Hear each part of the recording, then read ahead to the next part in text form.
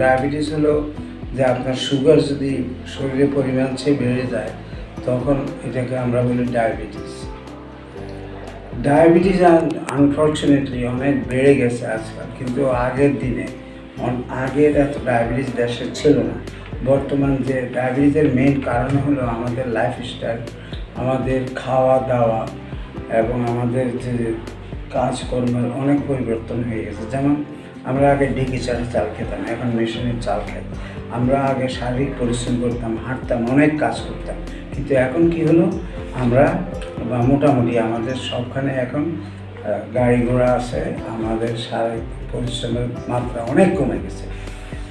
এটা একটা বিরাট জিনিস। তারপরে হলো আমার হাইট অনুযায়ী, কাজ অনুযায়ী, আমার সব কিছু মিলে আমার একটা নির্দিষ্ট ওজন থাকতে হবে, কিন্তু সেই ওজনও আমি জানি না আমার ওজন কতটা হওয়ার দরকার।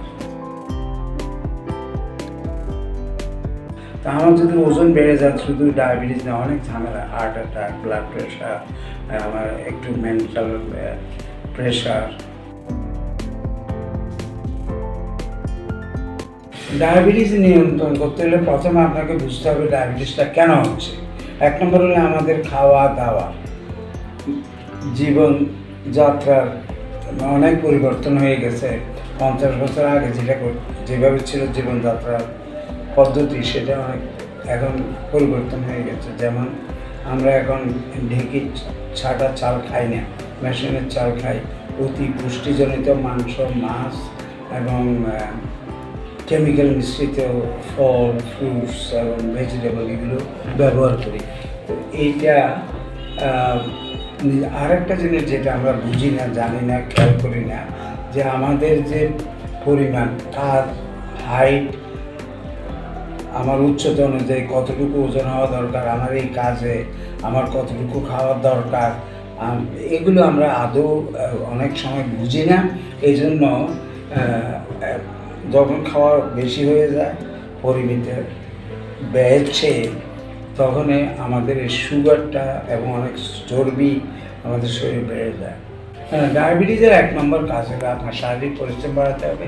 আপনি জানতে হবে আপনার ওজনটা কত হওয়া উচিত, হাইট অনুযায়ী সেই ওজন আপনাকে মেনটেন করতে হবে।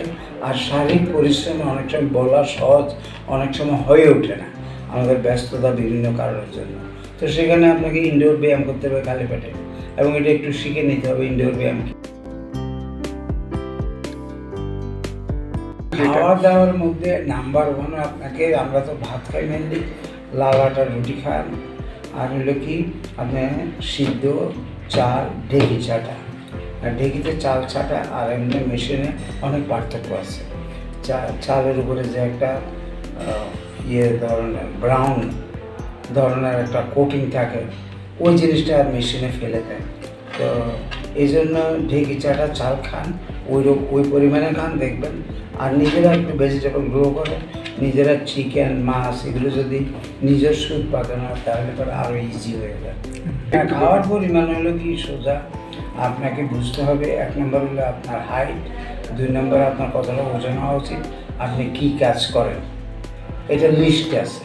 তো সাধারণত আমরা ধরেন হয়তো 1500 ক্যালোরি কিংবা বেশি কাজ করলে, যারা খুব হেভি পরিশ্রম করে ওনারা হয়তো 3000 পর্যন্ত। তো ক্যালোরি কাউন্ট আপনি একটু বুঝতে হবে।